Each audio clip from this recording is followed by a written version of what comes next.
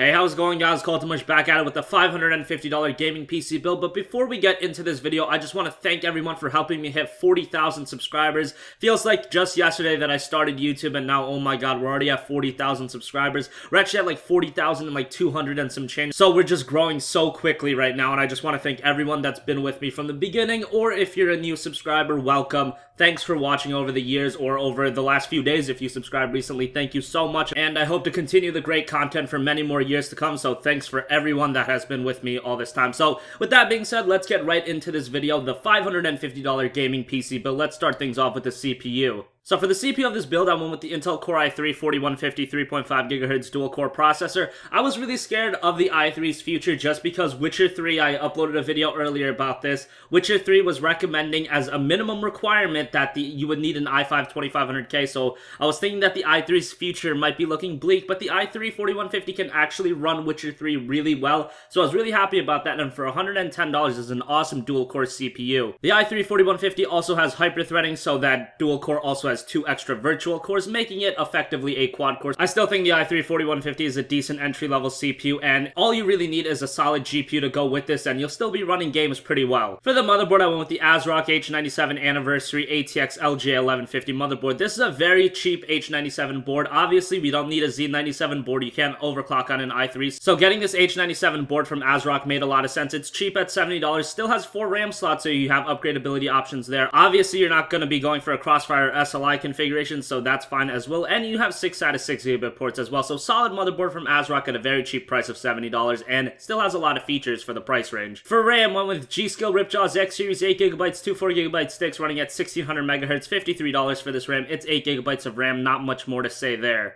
But like I said before, the motherboard does have 4 RAM slots, so you're getting 2 4GB sticks right now, but if you do want to go for a 16GB configuration in the future, that option is open. But for now, 8GB at $53 is a really good deal. And most games these days are recommending you to have 8GB, at least the newer games like your Witchers, your Dying Lights, your Battlefields. So definitely getting 8GB over 4GB, even in a budget build like this, makes a lot of sense, and it's fairly cheap at $53, so we went with it. For the hard drive, Seagate Barracuda 1TB 3.5-inch 7200 RPM internal hard drive, $48, 1TB of storage space, not much more to say. Obviously, no SSD in this build. In a $550 build, you definitely want to go with the mass storage over what you can get for this price range in an SSD. You can pick up like a 120GB SSD for $50, but I don't think 120GB is enough for most of you guys. If you think it is, go for it, but 1TB, I think a lot of you guys need that mass storage, especially if you're buying a lot of games from Steam and whatnot. So this is a decent hard drive from Seagate. $48 for 1TB seemed like a decent deal. For the video card, went with the EVGA GeForce GTX 962GB super clocked video card for $200. A lot of you guys might be wondering why I did not go with the R9 280X. The 960 is actually a bit cheaper than the 280X. It does perform a little slower in a lot of games,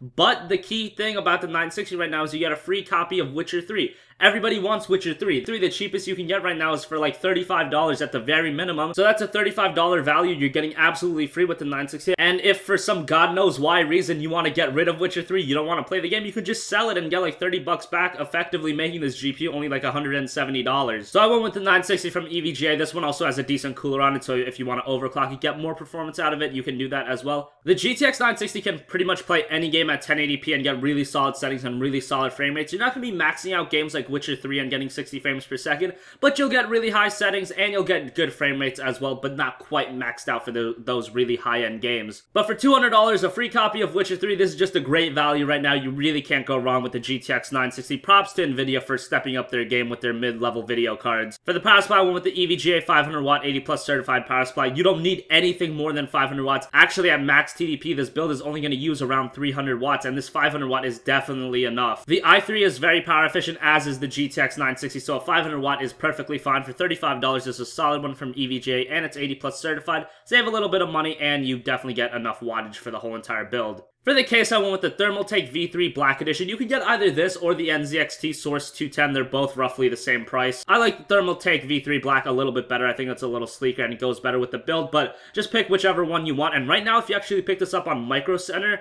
and you use the rebate, you can get this case for only $23. There's a $15 mail-in rebate with it as well. So if you do use rebates, you can get this case super cheap. And it's a solid mid-tower case. Aesthetically, it doesn't look amazing or anything, but it's going to get the job done, and at a $550 budget, that's really all you want. So I went with this case. Normally, this case is going to run you like $37, but like I said, Micro Center has a $15 mail-in rebate, so you can get it for like 22 bucks, and that's an awesome deal. So thanks for watching this video, guys. Like I said before, thanks so much for 40,000 subscribers. Hopefully, we can get to 50,000, 60,000, and one day 100,000. But let's not get too ahead of ourselves. I'm enjoying the moment. Thanks so much to everyone that's been with me for all this time. Thanks for watching, and have a great day. Peace!